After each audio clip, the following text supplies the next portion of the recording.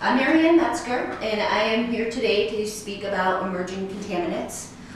Just to give you a little bit of background about myself, for those of you that don't know me. I have spent probably 20 years working in the lab industry, so any of these emerging contaminants would be something that we would test for. Spent about 20 years at national testing labs, and have just moved over to Resin Tech, where they have a laboratory service division as well. So emerging contaminants, these are contaminants of concern to the EPA because they have a risk to human health and the environment. Contaminants of emerging concern, especially with regards to drinking water, we've got pharmaceuticals, personal care products, and then we've also got the persistent organic pollutants. That would be your PFCs that we have been hearing about more recently. Something else called PBDE.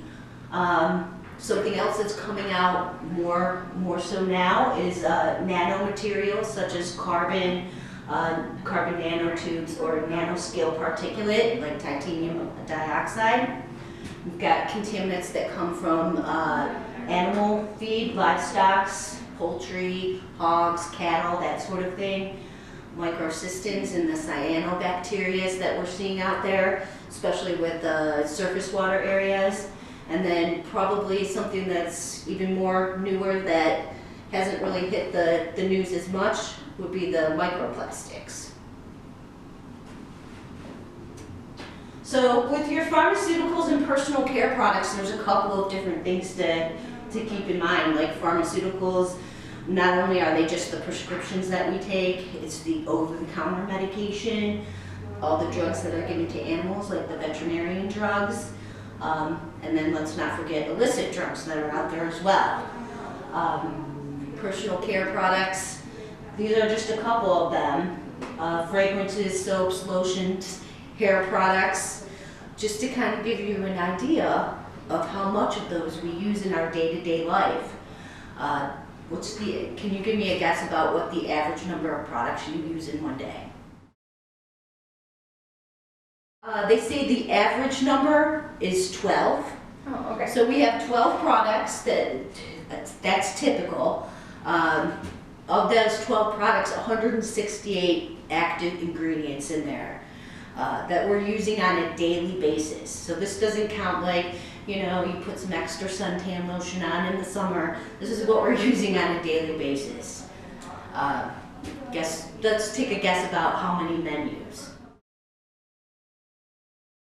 They use about half of what we do. 6 is what they say, with an average number of active ingredients of 85.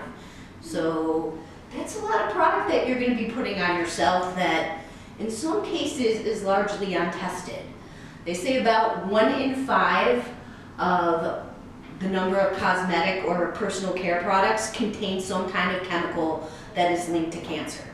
So and you're using an average of 12, so at least 2 of those are containing some sort of cancer-causing agent that we're willingly putting onto our bodies that will eventually end up in our water supply. Just to give you guys a couple other facts, there's about 12,500 estimated active ingredients used in cosmetic products, and about 5,000 of them FDA has no record of, so they have not been tested.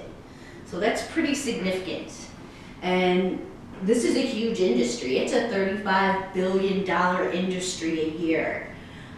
So they're pumping out more and more products, and a lot of them are largely untested. PFCs, now this is probably one of the more common ones that everybody's more familiar with at this point. PFOA, something that's been in the news a lot with different contamination sites, mainly used in Teflon. The PFOS, used in Gore-Tex, the breakdown products of Scotch Guards. Other sources of PFCs, it's used in grease-resistant food containers, cleaning products, shampoos, some of the dental products that we use like floss. These are all it's all being used, you're all being exposed to it in a different manner every day. some of the big concerns with PFCs is they are very resistant to break down. They stay in our environment very much like PCBs. So they're very persistent in the environment. Once they're in the environment, they're not going to break down readily. The other thing that's very concerning about them is they're turned up in very unexpected places. They're finding it in the environment, in wildlife, like up in the Arctic. They're finding it in fish that are in the Arctic. That's pretty unexpected. You don't see a lot of PFC being used up in that area. Some of the biggest health concerns are that they are very likely human carcinogens. They have a long half-life in our bodies. So what that means is it takes about 8 years for that to break down to half of what it is in your body. 8 years is a long time. Other things that they're being linked to, kidney, liver damage, as well as some reproductive problems. Here's another one. This is the PBDE, or polybrominated diphenyl ethers. They're organobromide compounds. They're used primarily in the flame retardant, plastics, foams, fabrics, anything that's fire resistant. Very structurally similar to the PCBs. That's why they are very resistant to break down. Again, environmental concerns would be that they are very persistent in the environment, and they are bioaccumulative. And what that means is they accumulate in your body. So like, let's just say this PBDE gets into the water and the fish are exposed to it. Now the fish have a certain amount in their body. And then when you eat the fish, that goes into your body. So it just keeps bioaccumulating throughout the food chain. The main health concerns are that it is toxic and it causes neurobehavioral effects. And I believe it is also considered a probable or likely human carcinogen. Nanomaterials and particles. They're widely used out there in the industry. So it's used in our clothing, cosmetics, sunscreens, like the zinc oxide that we use, that's a nanoparticle. But it's also useful in water treatment, so we actually use it in our industry to do good things. But the biggest concern is it's 100,000 times smaller than the width of a human hair, just to give you an idea of how tiny these particles are. And the biggest health concerns are that we're breathing them in or we're absorbing them through our skin, and they're in our bodies now. The biggest environmental concern with them is that they're accumulating in bodies of water. So you've got these nanoparticles that are floating around and they're accumulating. The other big concern, and I'm not going to try to pronounce these, would be pathogens. And these are coming mainly from livestock, poultry, cattle, pigs, the manure in terms of how they're managing it. You can get all types of bacteria. Probably the ones we're most familiar with would be E. coli, Giardia, Cryptosporidium, but then there's other things like the rotavirus, enteroviruses that can be a big concern. Again, sources of contamination, all the animal lots, cattle, swine, poultry, due to things like runoff, improperly lined septic tanks, improper disposal of their medication. The other big thing that's a big practice is using the sewage to spread as a type of fertilizer they use. So they take the manure and they do spread it, and in doing so they could be introducing contamination into certain areas. Just to give you an idea of what kind of animals we're dealing with in the US, and I just got these numbers. These numbers are from, like, I want to say September of this year. So total cattle in the US, 94.9 million heads. You've got that's going to produce a lot of manure. We've got total swine at 7.77 million and poultry at 35.3 million. So that's a lot of animals, that's a lot of manure being produced.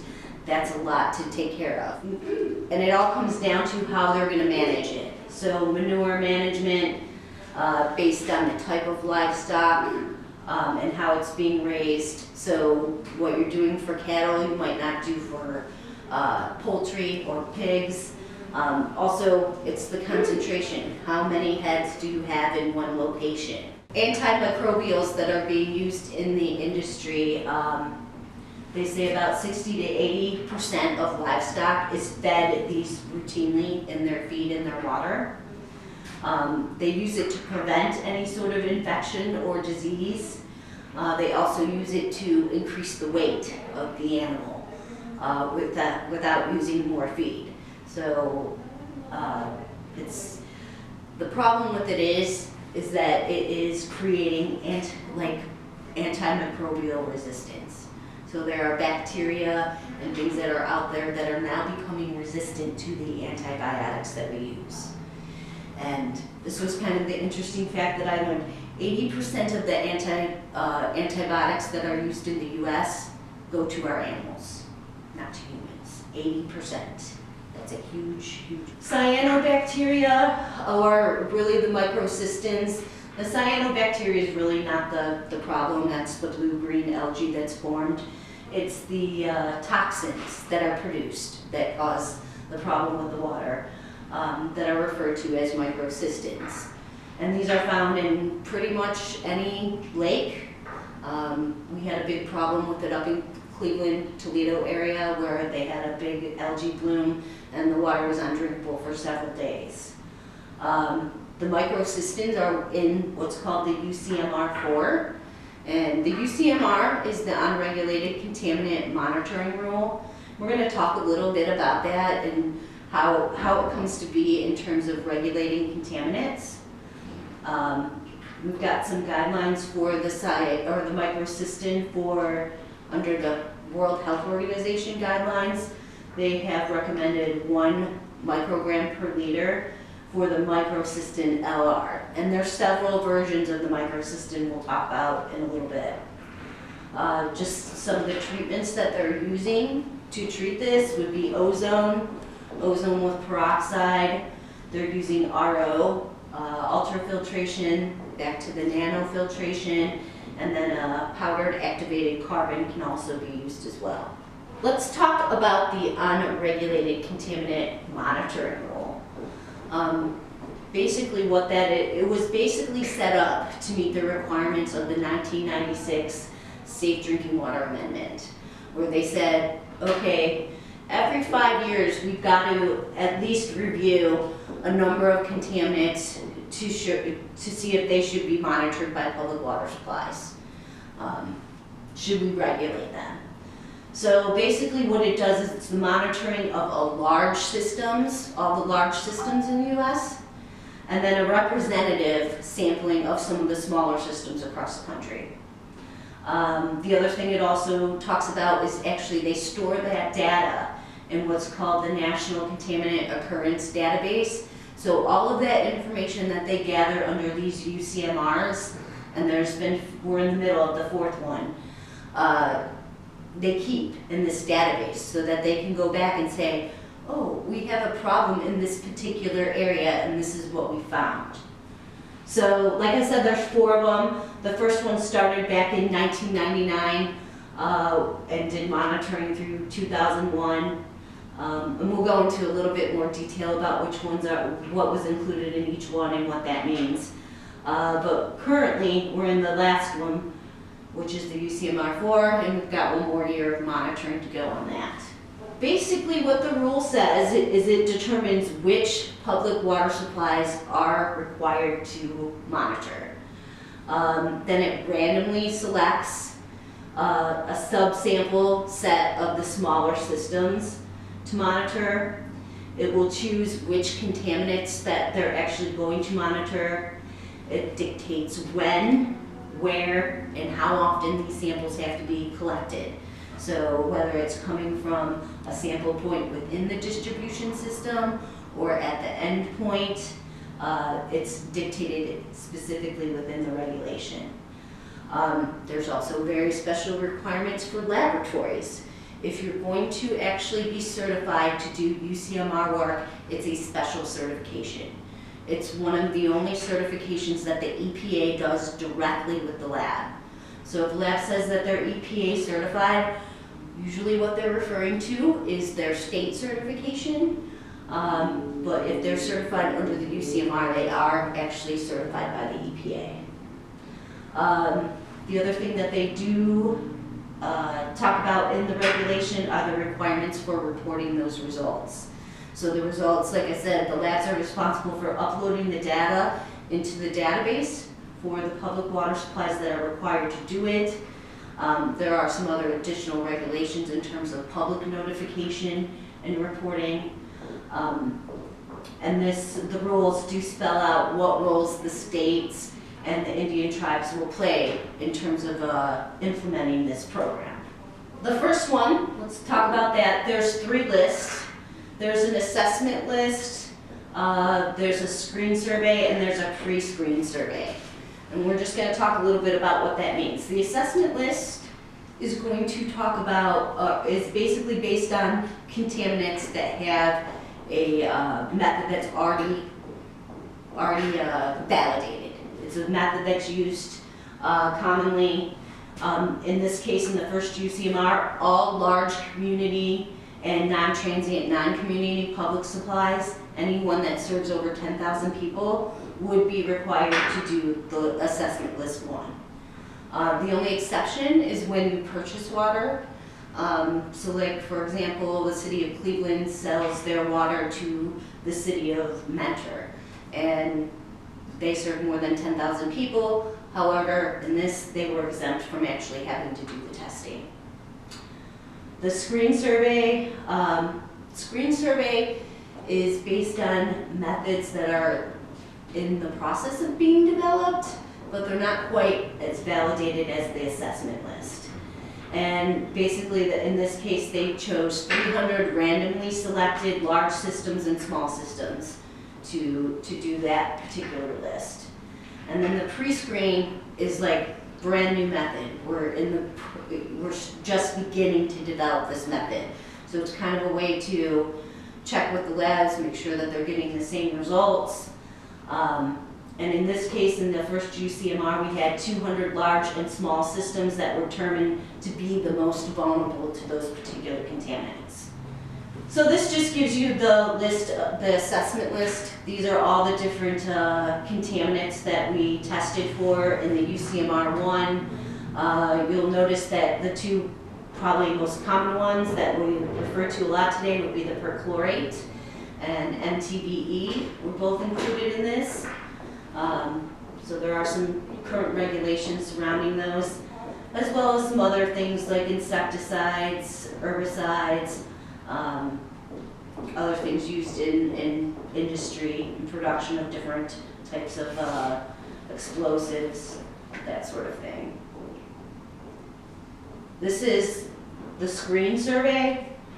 A lot of these are actually byproducts of different pesticides or herbicides. We've got a couple of the explosives on the end. Aeromonas, another type of bacteria. So these are all within the screen survey. Now the pre-screen list, remember, they were looking for particular sites that might be more vulnerable to these particular contaminants. So like, you wouldn't test for cyanobacteria in a groundwater sample. You'd be looking for a sample that would be coming from a surface area. So they did take a look at that and chose those particular systems based on how vulnerable they would be to this particular list of contaminants. The UCMR2, this is the next list. It started in 2008 and we had monitoring through 2010. Again, the laboratories had to go through a whole nother process to get certified for that. So if you get certified for the first UCMR, doesn't necessarily mean that you're certified for the second or the third or the fourth. You have to go through the process each time to get certified for that through the EPA. And it is an expensive and time-consuming process. So in the UCMR2, they had 25 different contaminants that they they used, or that they were looking for. And within those 25 contaminants, they used 5 analytical methods. And these are pretty common methods. They're well developed. Laboratories have been using at least the 525 for a very long time. So these are more on the assessment list versus like the pre-survey and the survey list. So the monitoring schedule for the UCMR2, all public water supplies that are serving over 10,000 people or more, and then a designated number of small systems based on the number of people that are served, the source of water, and then where they're located in the U.S. So in the UCMR2, we had over 5,000 systems that participated and provided results to that program. Just to give you an idea, this is their assessment list. A lot of these, we've got one insecticide, a breakdown product of an insecticide, and then there's 6 different flame retardant chemicals. We've got an explosive that they looked for, a couple explosives, TNT, the RDX, and some other explosives as well. So they've done the testing for that. Oh, here's this survey screen, which is looking at the herbicides. Let's see, we've got 1, 2, 3, 4, 5, 6, 7, 8, 9 different herbicides, and then we got nitrosamines, which are common as well. So the UCMR3, this was from 2013 to 2015 would be the time period of sample collection.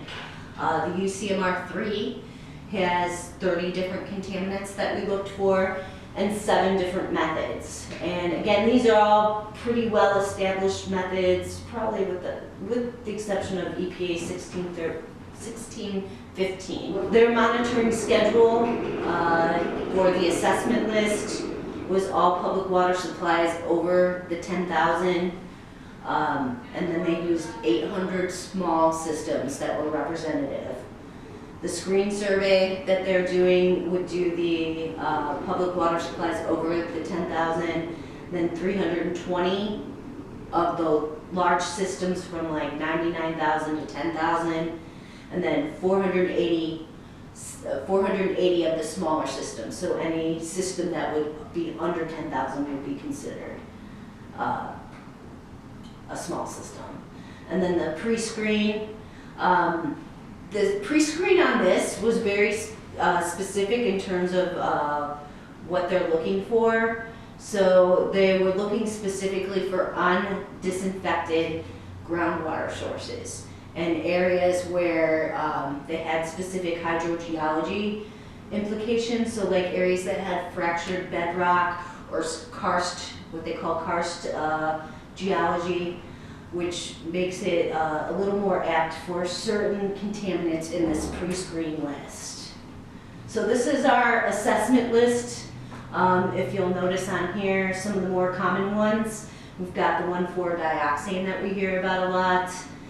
We've got hexchrome, as well as total chromium, molybdenum, and vanadium. We've got chlorate, which is a disinfection byproduct. And then we've got the PFCs. So we've got PFOS, PFOA, PFNN, as well as some of the other less common contaminants that we're talking about. The screen survey, these are basically hormones. So this is what they're looking for. We've got like estrogen, testosterone, as well as some of the other hormones that could potentially be in our drinking water. And then the pre-screen list. As we mentioned, they were looking for very specific types of systems where they could be susceptible to things like enteroviruses and noroviruses. So not very many of them did that testing, but the ones that are more vulnerable to it were required to do it. So we are in the midst right now of the UCMR4. We've got all community water supplies and non-transient, non-community water supplies that are serving more than 100,000 people are required to do the testing. So all your big cities are testing for this. All large systems that use surface water or groundwater that is under the influence of surface water have to test for the first list, which is Cyano Toxins. And they do it through a 4 consecutive month period from March 2018 through November 2020. And there are very specific times that you're going to look for cyanobacteria. Like, you're not going to find them in the winter time, you're going to find them in the warmer months. So that's when they're going to be designated to actually collect those types of samples. We've got all large systems are going to monitor for the 20 list 1 additional contaminants during a 12-month period from January 2018 through December of 2020. Small systems, they've got 800 random systems that are using surface water or are under the influence of surface water, would have to test for that list 1 for the Cyano Toxins. And then small systems, they picked 800 different sets of random systems that monitor for that additional list of 20.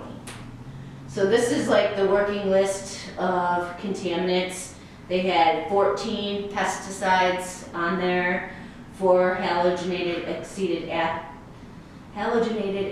acid, so these are disinfection byproducts or HAAs.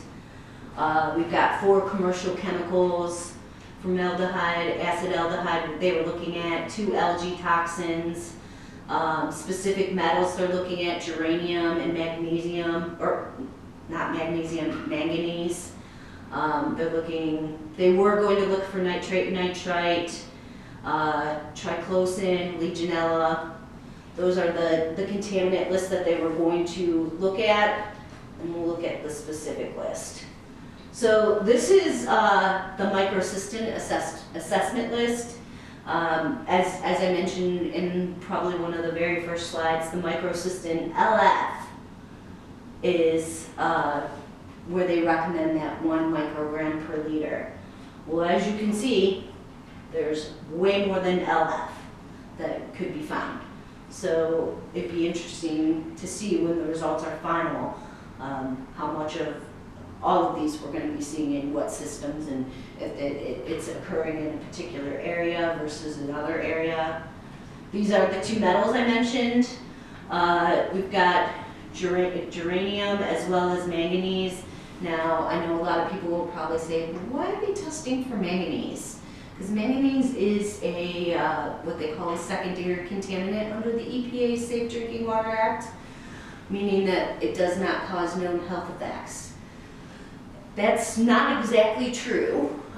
It does cause particular health effects, but at levels that we typically have not seen in drinking water in the past.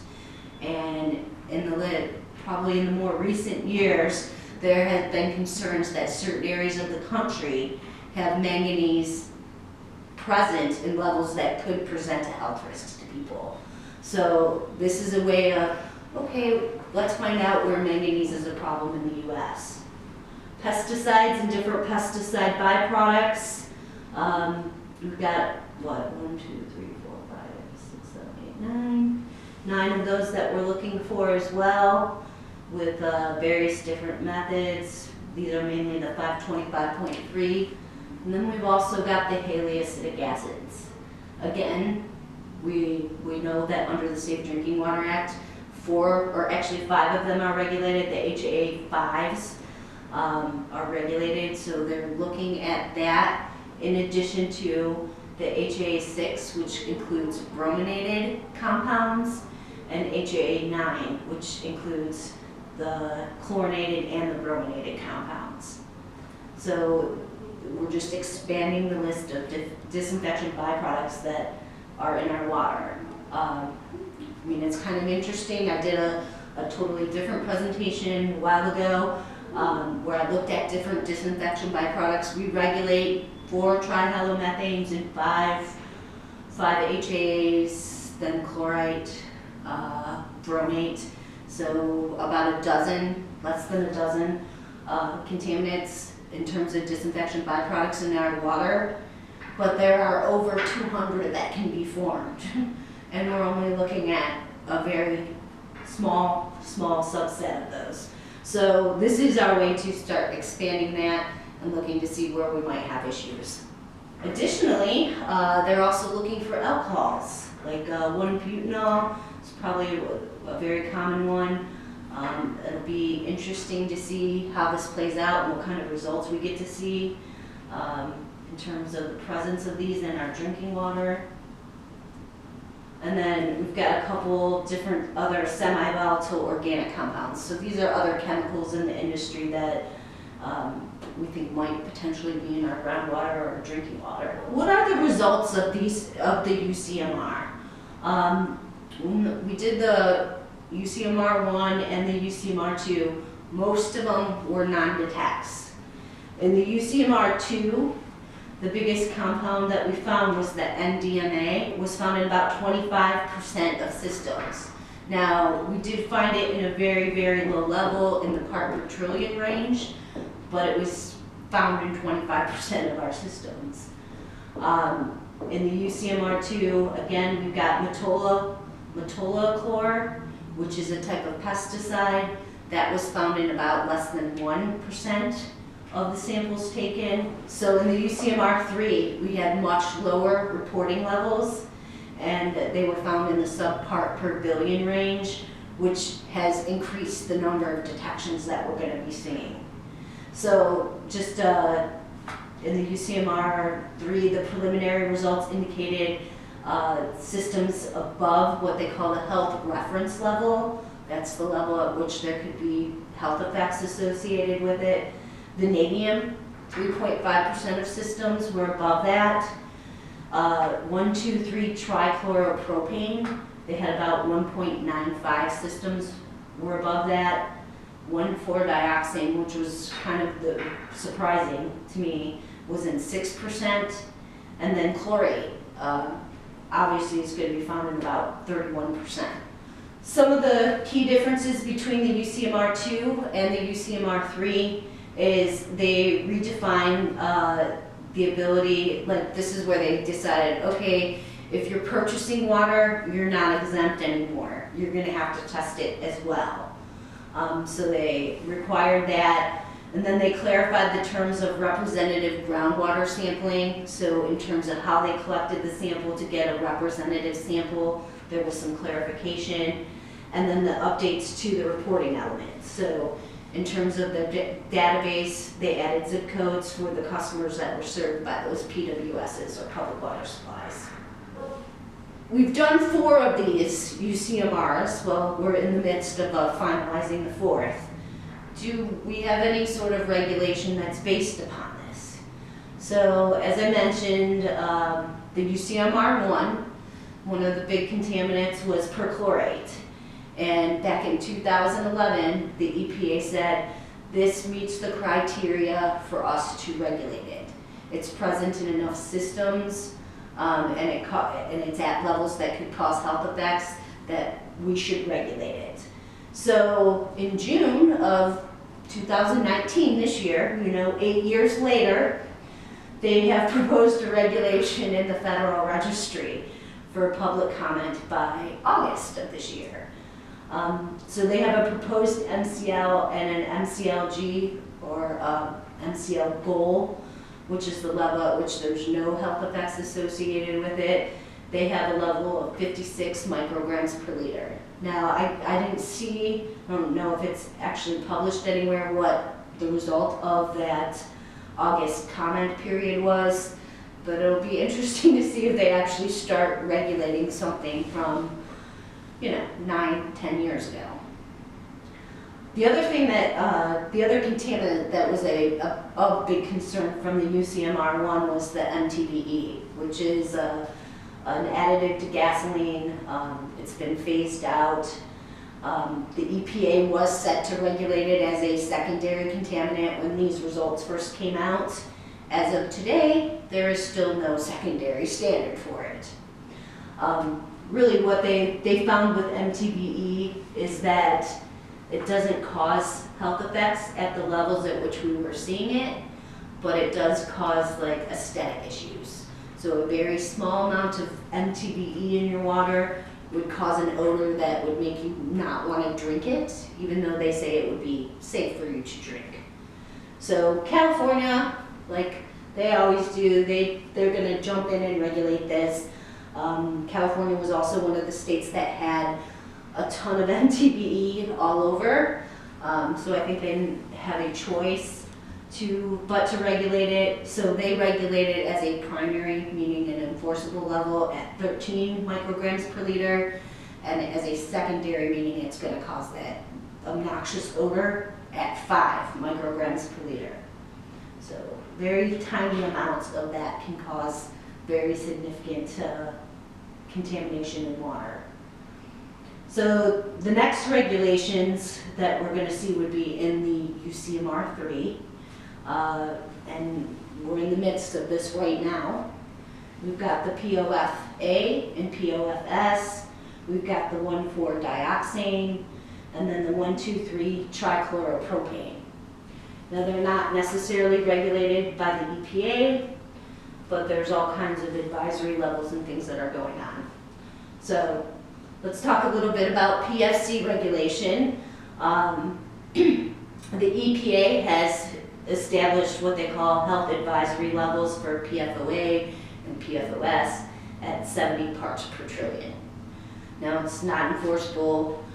Public water supplies are not required to test for it, but it's been found everywhere in lots of states.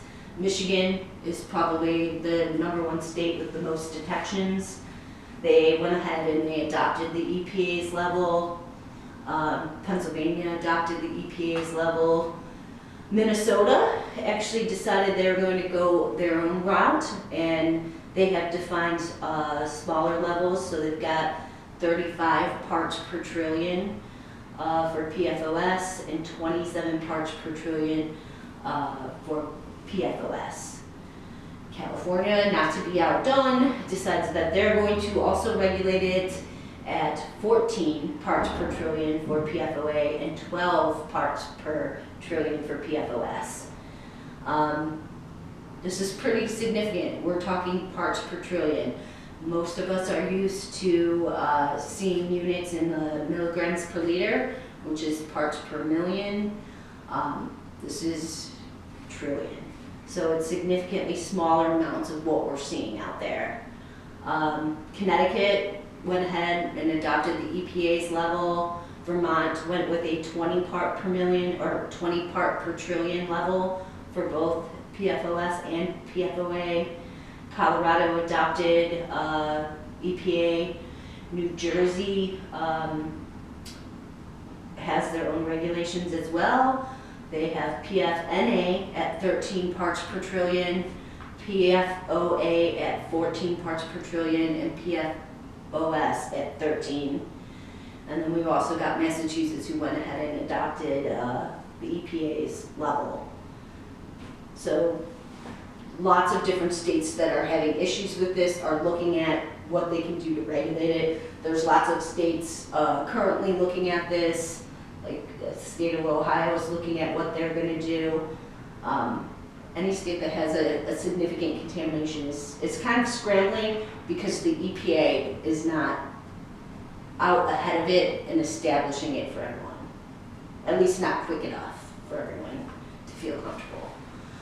So in terms of water treatment recommendations for homeowners, for public water supplies, PFOA and PFOS, granular activated carbon is an option, ion exchange is an option, and then also blending treatment processes. So there's all kinds of home treatment systems that are certified to ANSI and NSF requirements. NSF is developing a protocol under 53 and 58 that's going to establish minimum requirements for these at-home devices to certify that they are actually going to reduce or remove PFOAs and PFOSs. Other routes of exposure, in addition to drinking water that has this PFOA or PFOS, they're used in all kinds of carpet and other building materials. Some of the clothing that we wear that's water resistant, like Gore-Tex, contains a certain amount of it. It's used in cookware, Teflon pans, pots and pans, fast food containers. So it bioaccumulates, so it's being found in our food chain. Remember when I talked about the fish? That's where we're getting additional exposure. The other big thing is firefighting foams. So it's been a big area for municipalities to look at different military installations where they might be using firefighting foams. 1,4-dioxane is another one that had come up. And there's certain areas in the country where it is more prevalent. So there's different states that have developed different types of standards. California, of course, has a standard notification level of 1 microgram per liter. Colorado has established their own drinking water standard, which is at 3.2 micrograms per liter. Connecticut has an action level of 3. Florida has a health advisory level at 0.35. Maine has a maximum exposure guideline at 4 micrograms per liter. Massachusetts has a guideline of 0.3. New Hampshire's proposed remediation value of 3. So if it's above 3, then they have to do some sort of remediation to clean it up. New York has a actual drinking water standard of 50 micrograms per liter. And this is a very common contaminant in New York. So, the states that have an issue with it had to go ahead and develop, and I think there's actually a couple more states that have developed standards since I have come up with this slide. This is a little old. This is one of those contaminants that we see in our cosmetics, shampoos, detergents, bubble baths. It's the state of actually just this week, the state of New York has proposed a law to reduce the amount of that chemical in those products. And surprisingly to say, one of those products is like Tide detergent, has kind of high levels of it. I was surprised to see. Some of the health effects that are associated with it, irritation to your eyes, nose, and throat. That's if you're exposed to it for a short period of time, an acute maybe exposure, versus kidney and liver damage where you're going to be exposed to it over a longer period of time. It's also noted as a probable human carcinogen.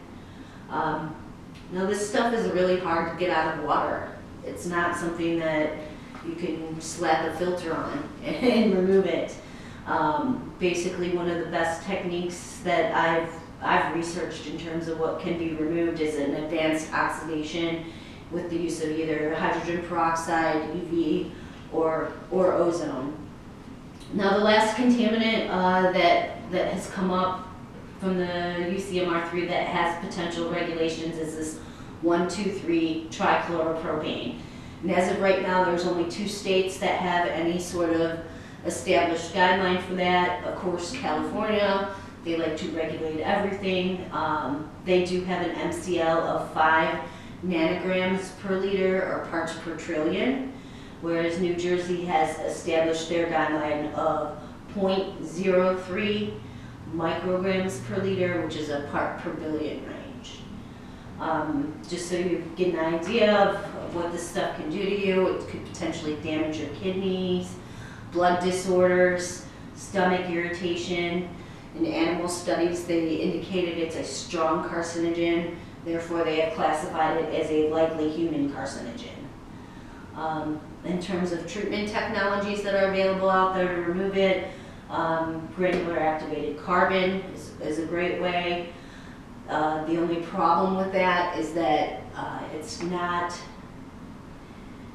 it requires a much larger system to remove. So it's not a typical easy removal where you're going to have to size the system much larger than you typically would to remove this type of contaminant.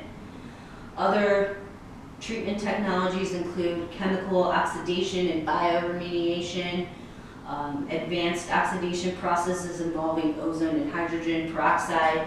Those are methods that they're actually playing with to see how well they can get certain things removed. So as of right now, probably the granulated activated carbon is the best method to remove. So what does this all mean for us in the industry? Water treatment is always going to be important. There's always going to be some new contaminant out there that's going to need to be removed from the water. So we're all in the right business. I appreciate your attendance. If there's any questions at all, you can certainly reach out to me.